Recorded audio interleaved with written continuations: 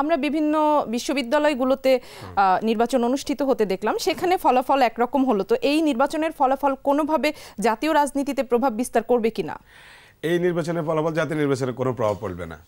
আপনি জানেন, যখন আপনাকে বলি ডাকসু দিয়ে শুরু করি, ডাকসু যখন ইলেকশন হলো তখন ওইখানে কিন্তু ওরা কিন্তু জামাত আলাদা ফ্যানাল বা শিবির, ওদের যে ছাত্র সংস্থার শিবির কিন্তু আলাদা ফ্যানাল দিয়ে বলে না যেটা আমরা শিবিরের মার্কা, শিবিরের প্রতীক, আমরা জামাতের ইয়ে নিয়ে আসছি।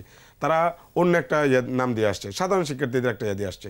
তো এখন যদি স্টুডেন্টরা যদি তাদেরকে ওইভাবে ভোট দেয়, এখন তারপর তারা যদি বলে আমরা জামাতের প্রার্থী বা আমরা জামাতের, তাহলে কি সেটা তো হবে না? আপনি তো নির্বাচনের আগে আপনার চিন্তা, আপনি বলে আসছেন একভাবে প্রচারণা, নির্বাচিত হওয়ার পরে আপনি বললেন যে আমি তো ওই প্রোডাক্ট, আমার এতদিন মোড়ক ছিল একটা, আমি ডেকে রাখছি, এখন মোড়কটা তুলে ফেললাম, তাহলে তো হবে না। আপনাকে তো আমরা মোড়ক দেখে ভোট দিছিলাম, এখন মোড়কের ভিতরে কি আছে সেটা তো আমরা দেখি নাই।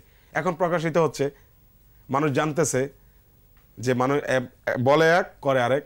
বেসিক্যালি একটা ছেলে যখন আমার নতুন রাজনৈতিক দল করতে আসবে, তখন সে তাকে নিজেকে এভাবে প্রেজেন্টেশন করবে যে আমি কিভাবে হাইলাইট হইতে পারবো, সে চিন্তা করবে এটা। এই কারণে সে সবার আগে যে কোনো কিছুতে সে সবার আগে যায়, লাউডলি কথা বলবে বা স্ট্রংলি তার অবস্থান দেখানোর জন্য চেষ্টা করবে। আর এই সময় সে একটু সবার সামনে চলে আসবে। তখন আমরা তো এটা বলতে পারি, আপনার এই যে শহীদ আবরার, ওরা যে হত্যা করা হয়েছিল, তো আমরা তো বলতে পারি ওইখানে তো বলাই, ওইখানে তো ওরা মারছে কে? ছাত্রলীগ। তার মানে ছাত্রলীগের সাথে গুপ্ত কারা ছিল? শিবির ছিল। তাহলে কি এখানে ছাত্রলীগের সাথে শিবির গুপ্ত অবস্থায় জড়িত ছিল? অবশ্য এখানে একটি বিষয় সামনে এসেছে যে আইনজীবী শিশির মনির কেন তাদের মামলাটি লড়তেছে। হ্যাঁ, এই ব্যাপারটাই আপনার ধরেন, শিশির মনি হচ্ছে একসময় ছাত্রলীগের ছাত্র শিবিরের সভাপতি ছিল। শিশির মনি যখন উনি নিজে শহীদ আবরার হত্যা, এটা কিন্তু সারা বাংলাদেশের সকল ছাত্রদের বিবেককে নাড়া দিচ্ছে। শহীদ আবরার কেন হত্যা হয়েছিল? বাংলাদেশে একত্ববাদ এবং ভারতীয় যে দোসরদের যে একটা প্রভাব ছিল, এটাকে বিতাড়িত করার জন্য।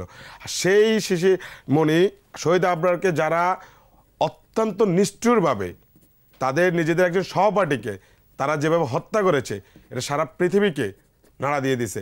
আর সেই আসামিদের মুক্তির জন্য, সেই আসামিদেরকে জামিনে বের করার জন্য শিশির মনি তাদের পক্ষে ওকালতি করে। এতে কি আমরা বুঝতে পারি না?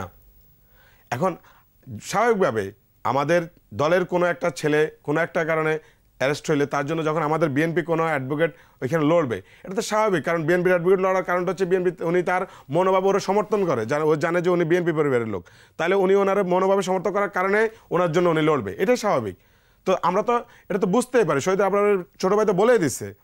এখন আপনি গুপ্তভাবে থাকবেন, গুপ্তভাবে থেকে আপনি আপনার রাজনৈতিক কার্যক্রম পরিচালনা করবেন, এবং এরপরে যখন আপনি স্বাধীন হবে তখন আপনি এসে আবার উন্মুক্তভাবে আপনি দেখাবেন যে আমি তো এতদিন গুপ্ত ছিলাম, এখন আমি বেরিয়ে আসছি, আমার কিছু করার ছিল না, আমি হাত পা বাঁধা ছিলাম। কই, আমাদেরও তো হাত পা বাঁধা ছিল না, আমরা তো বাইরে, আমরা তো আমাদের আন্দোলন সংগ্রাম করেছি, কই আমরা তো এরকম গুপ্তভাবে ছিলাম না? আমরা তো চাইলে আমরাও পারতাম, কিন্তু আমরা কেন? কারণ আমরা যেই মুখে ভাই, আমরা এতটুকু বলতে পারি যে আপনি মানুষ হিসেবে আপনার এক নীতিতে থাকা উচিত। আপনি আমার আদর্শ আলাদা, আমি শহীদ রাষ্ট্রপতি জিয়াউর রহমানের আদর্শ ধারণ করি। তারা বলতে পারবে তারা আসলে কার আদর্শ ধারণ করে?